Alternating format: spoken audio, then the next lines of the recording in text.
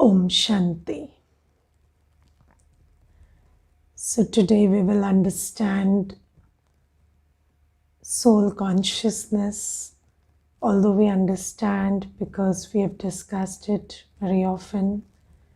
Today Baba says, forget your body, become soul conscious. Yes. Now, yesterday also Baba said, make effort to be soul conscious.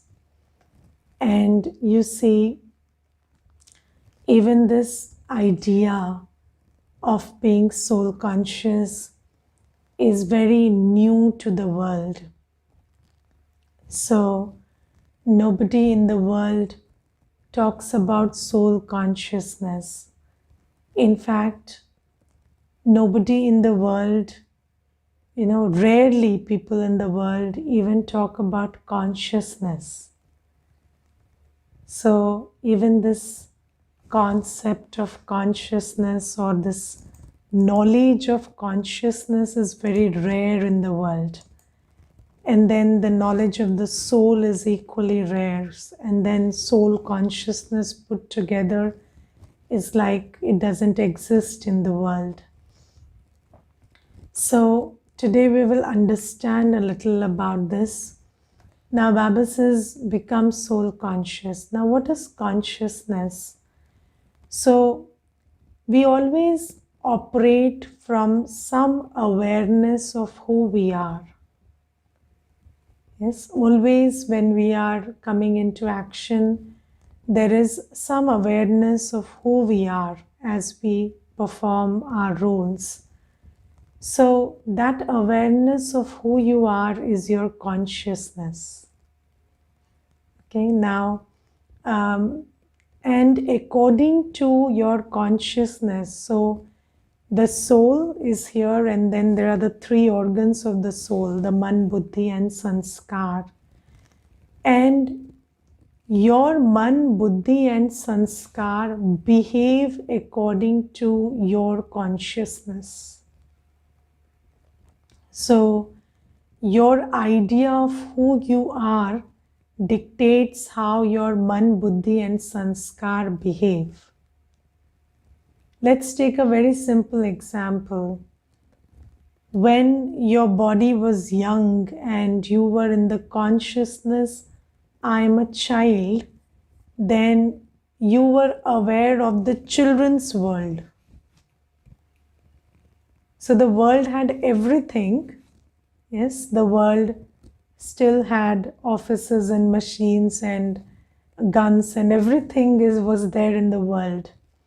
And even the things that now you're so aware of existed at that time, but they never existed for you, because your world is determined by your consciousness. So your consciousness of who you are determines your awareness of the world. So, and Baba also today mentions that we do not see with the eyes, we see with the buddhi. Yes, and I always give this example in the course also, that right now at this moment there are hundreds of millions of events going on in the world. Yes, even 10 meters from you, there are thousands of things happening. And in all of that, your experience is only of that one thing or two things that you're focused on. And it doesn't even matter where you are sitting or what your physical reality is, because sometimes our experience is totally unrelated to the physical reality also. It depends on where your buddhi is, where your attention is. So we have to understand that our consciousness determines where our buddhi focuses and our experiences are determined by what we focus our buddhi on. So the world, the existence of the world as we know, and the experience of the world that we think exists is all very, very subjective. And it all depends on your consciousness of who you are. And then there is the mind also. So the mind thinks as you are. So even when you focus on something, the way you perceive it. So one is what you focus on, and second thing is how you perceive it or what thoughts you create doesn't depend on the quality of the object of your perception.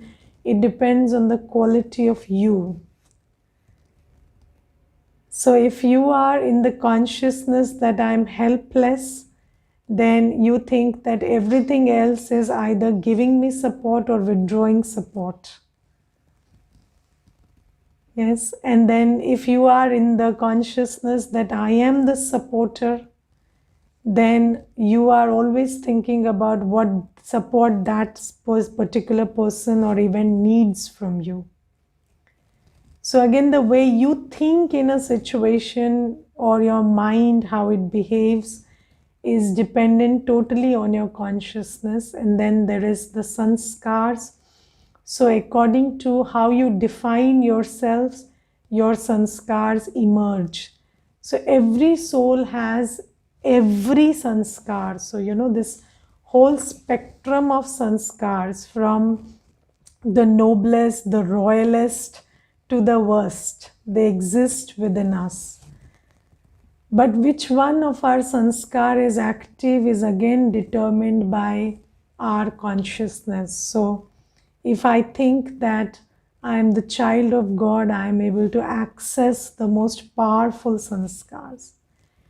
And if I am in the consciousness that I am a helpless victim in the world, then I access the weakest of sanskars. So everything basically depends, the existence of the world for you, how your existence, how you see yourself, what you focus on, how you experience it, what thoughts you create, what sanskars you emerge, everything depends on your consciousness.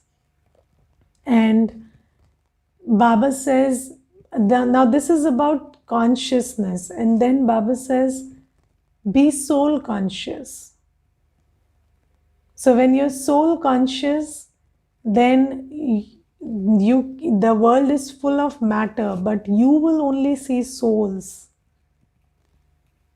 And when you see something, you only see it through the lens of Gyan.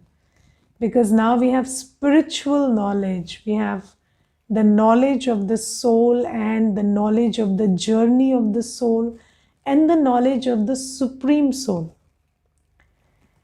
And when we are soul conscious, we will always see Baba, because a soul knows that everything I need is going to come from Baba.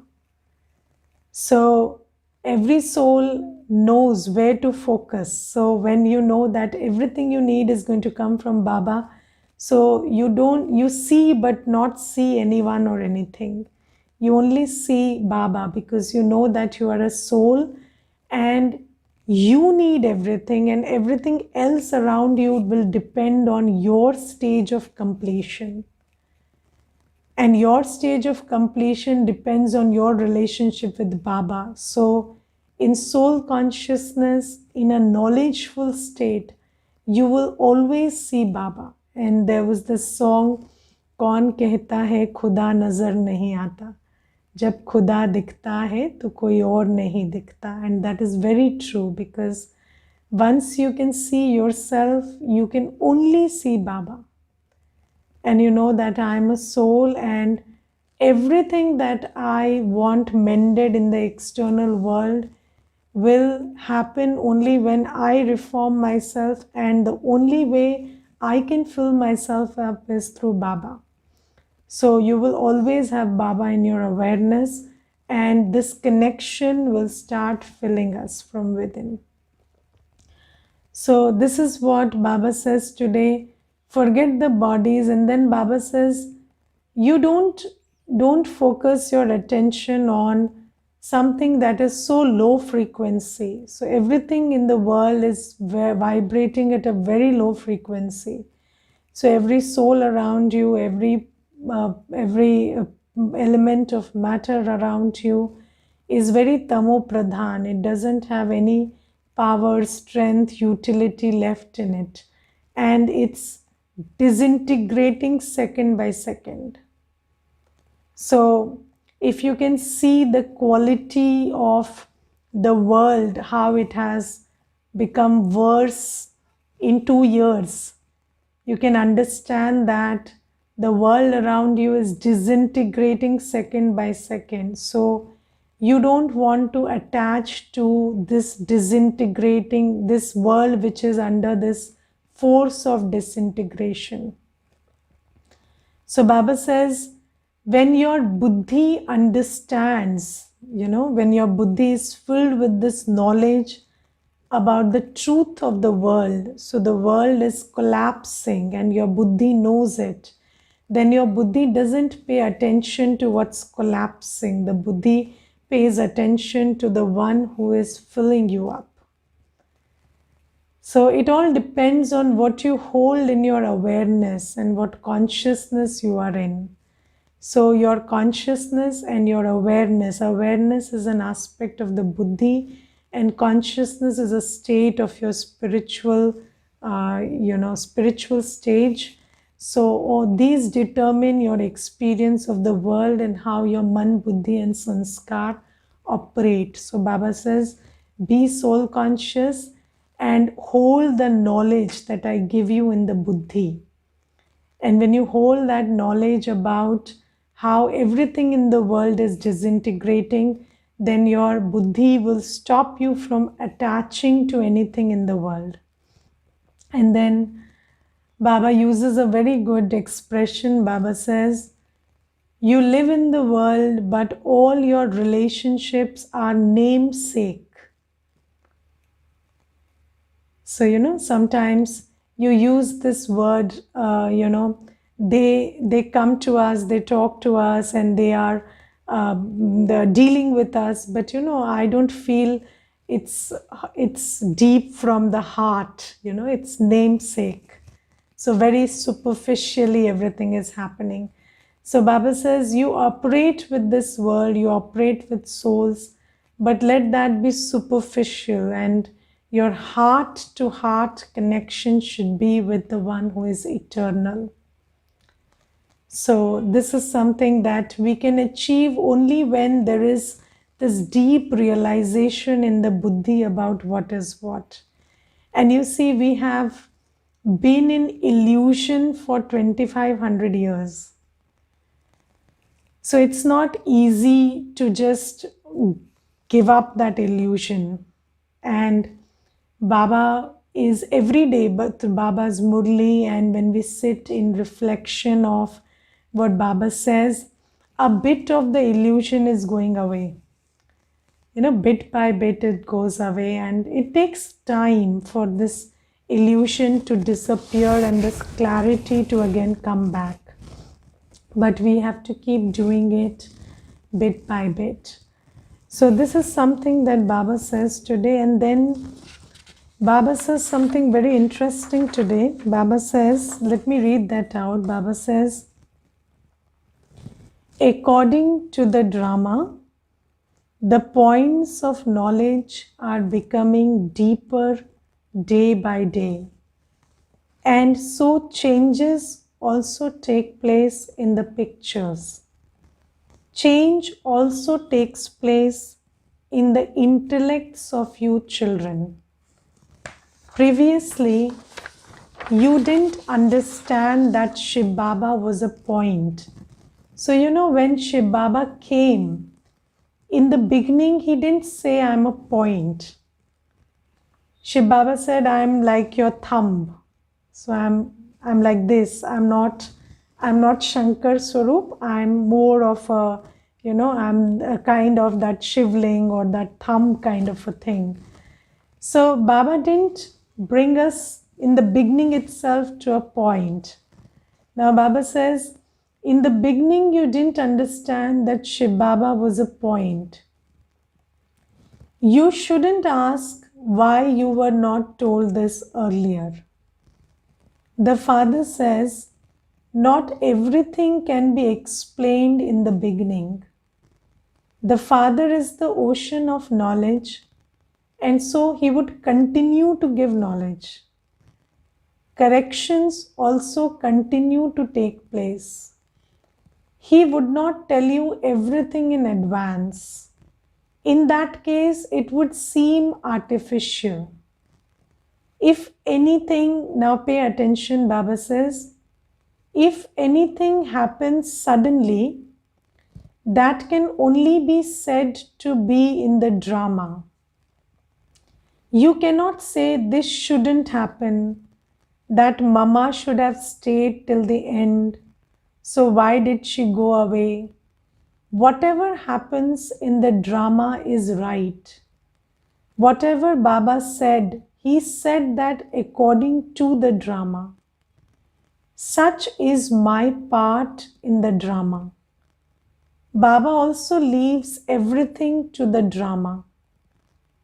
People say it is the will of God, and God says it is the destiny of the drama. Whether God said something or this one said something, it was in the drama. If something wrong happens, that was also in the drama, and it will be put right again. Now we'll understand these sentences.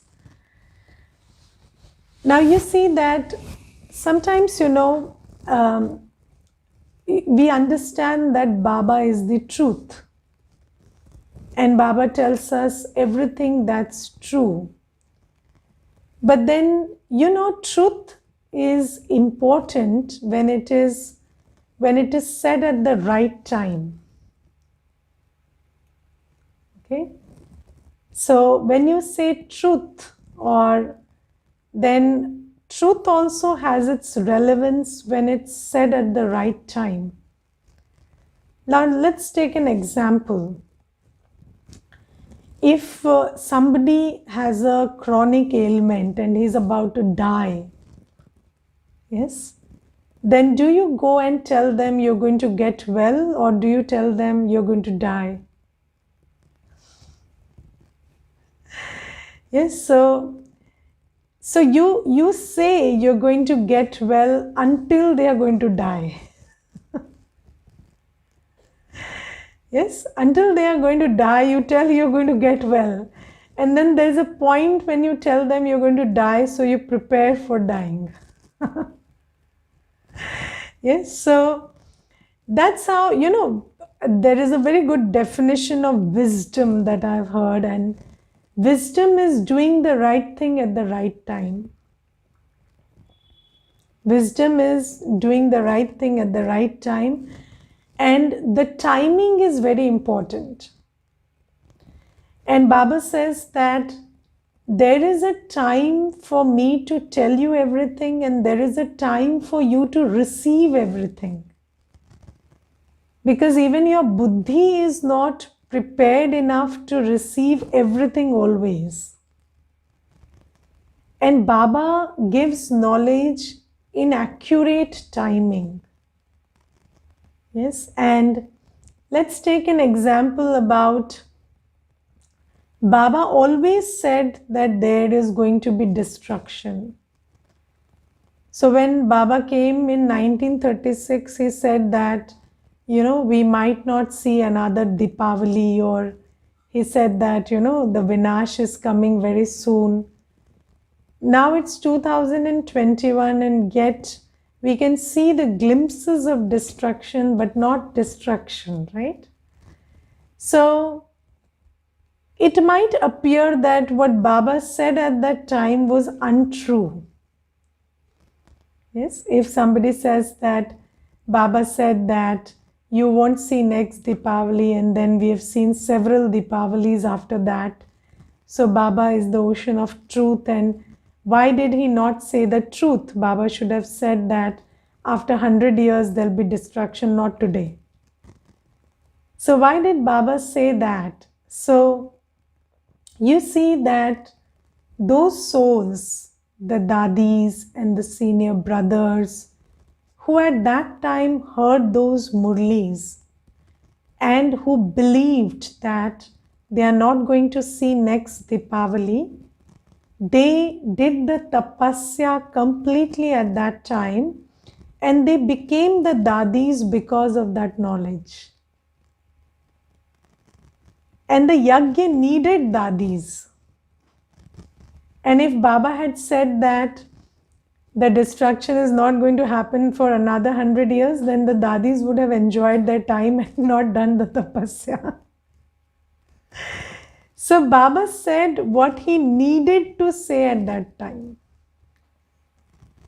And Baba says that I do everything accurately according to the drama. So there is a flow of destiny, and Baba says I go with that flow. It's not like I'm the ocean of truth, so I tell you everything all at once, and then you are not mature enough to handle that.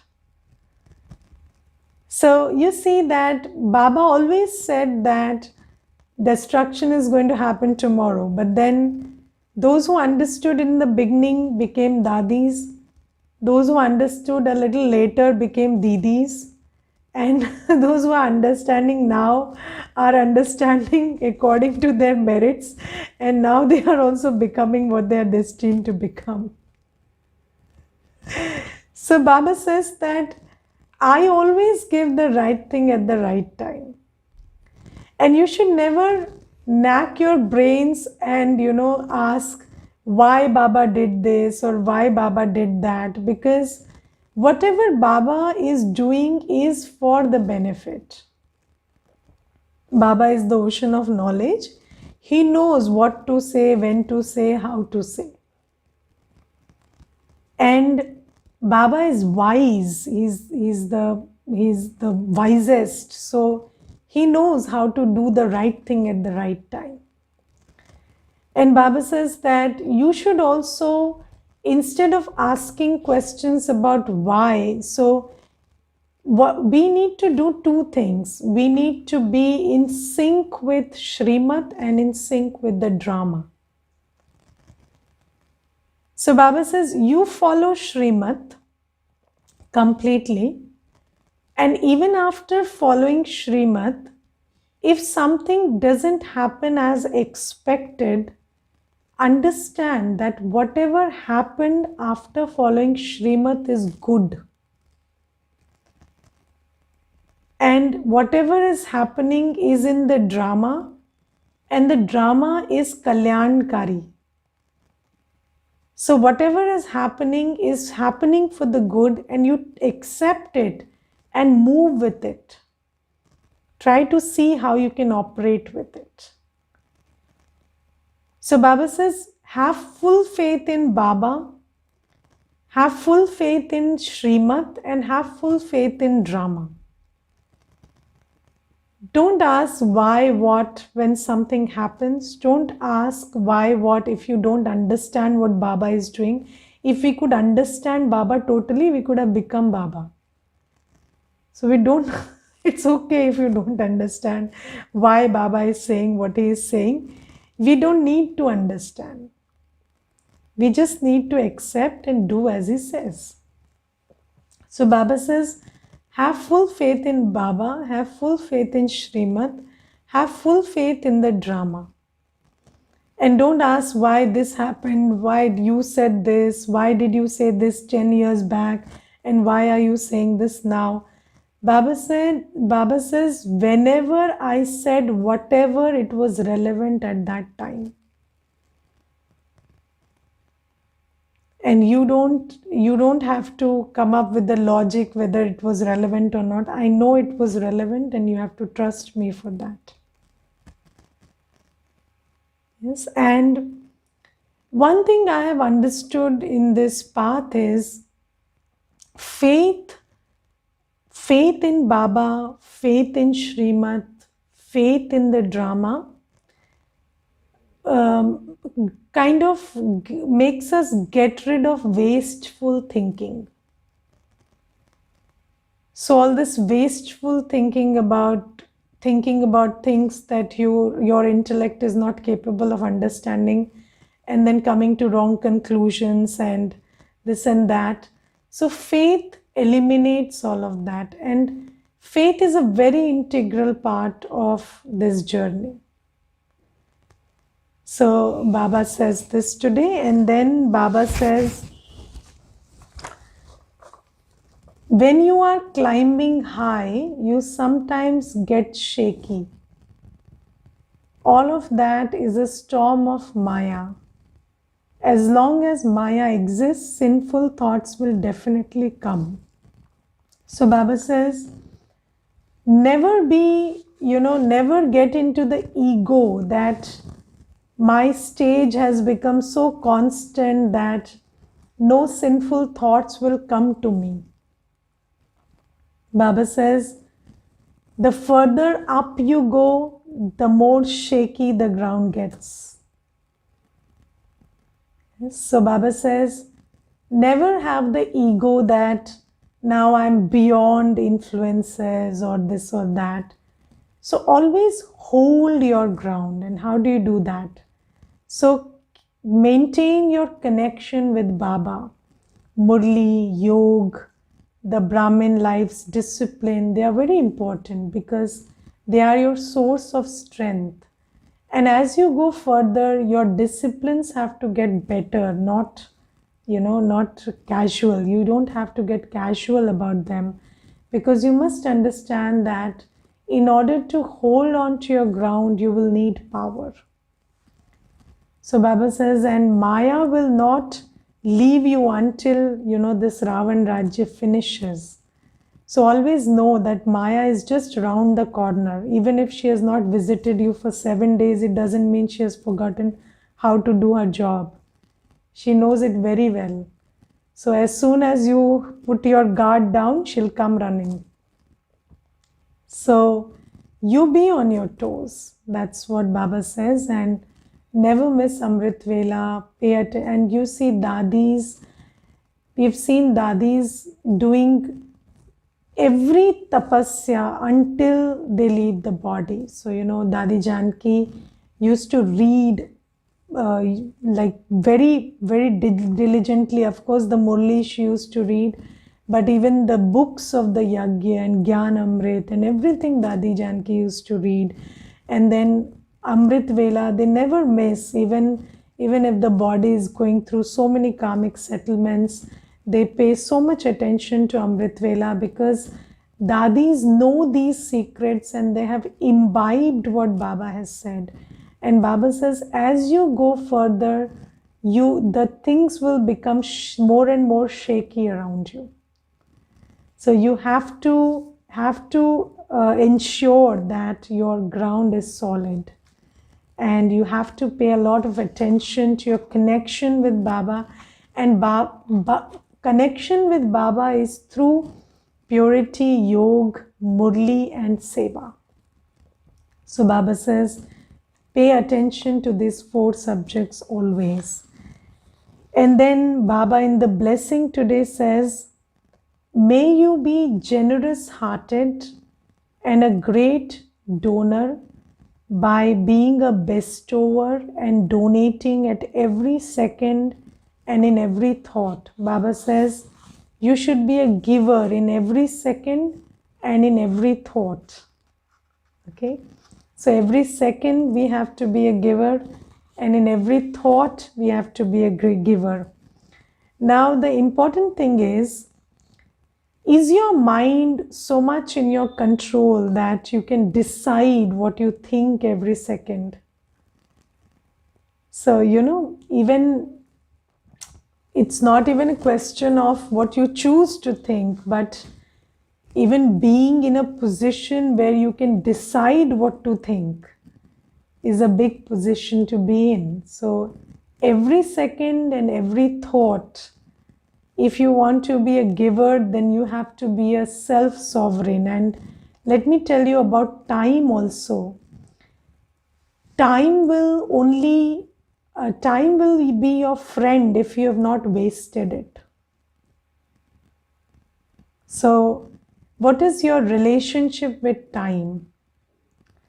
If you have used your time to create good karma always, you have not wasted it, you have not used your time to create vikarma, then time will be your friend. And have you heard of these expressions that he was deceived by time, or the time ran too fast and they were left behind? So people, when they talk about time, they talk about time like it's something living. Yes, like it can deceive you and it can run faster than you, or sometimes people say time will take its revenge. So we talk about time in a very interesting manner always. And it's very true, because time is a very important energy, and if you have wasted it or you've used it to create negative karma, then time will not be with you. So your time will be wasted if you have wasted it in earlier days. So how you've used your time in the past will determine how you can use it, or what kind of time is available to you in the future. Yes, and you want to do something good, you don't have time. Yes, most people find themselves in this situation, that they don't have time to do anything good because in the past they have not used their time to do anything good. So time behaves in that manner. So you can only use every thought and every second to be a giver or to earn the punya karma if you have used every second and every thought in a worthwhile manner. So one must understand these laws. And I always mention in the class that good intention is important, but good intention without knowledge is not enough. Good intention is very important because intention determines the quality of the action. But good intention without the knowledge of karma is not enough. So we need to understand, if I waste time, if I waste my thought, if I'm creating wasteful and negative thoughts, and then one fine morning I just want to, be a giver with time and thought, I cannot do that. And there are children who ask this question, so can I give Sakash to my family member who is ill, or my children who are giving the exam, or these questions you ask, can we send good wishes and good vibrations? You can only send, so you cannot drink clean water out of a dirty glass, can you? So if the glass is dirty, the water is equally dirty. Now, if your mind is clean, if you have taken care to keep it clean,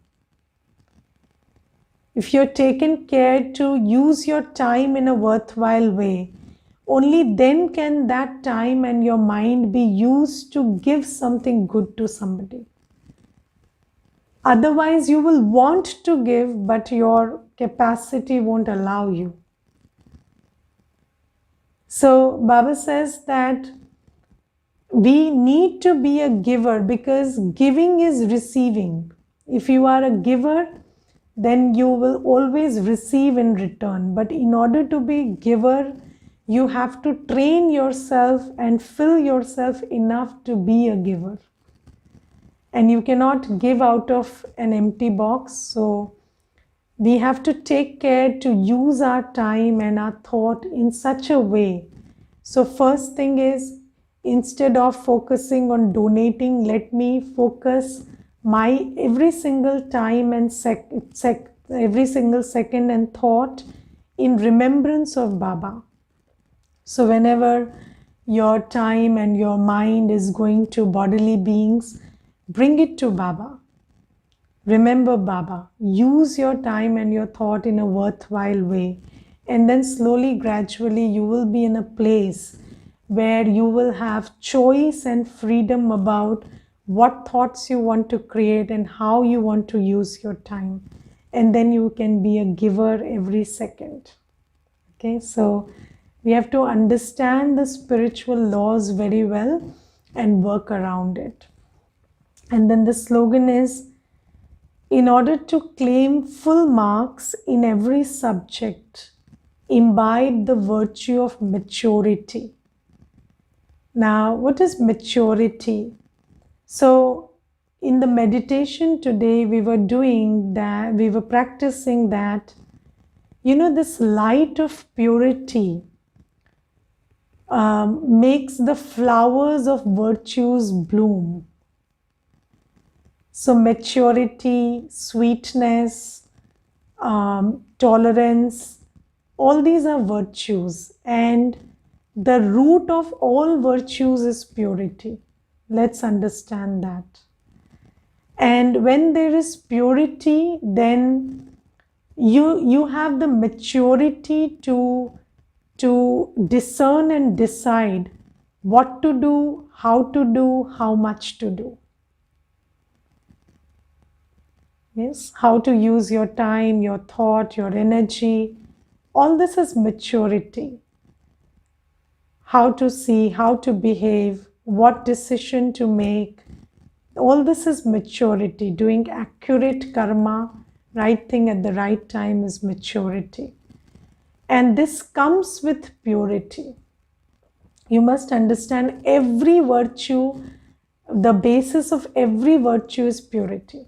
So the more you stay soul conscious and in remembrance of Baba, drawing the light of purity, the more this flower of maturity will bloom. And then this maturity will enable you to get good marks in every subject. Because when you invest your energies right, you get the right thing out of that investment.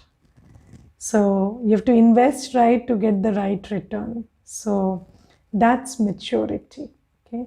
So how much time to give to home and how much energy to invest where, and how do you divide your time between Gyan, Yog, Dharana, Seva. Everything is dependent on this ability of the Buddhi to discern how to do, how much to do, what to do. And that is maturity. Om Shanti.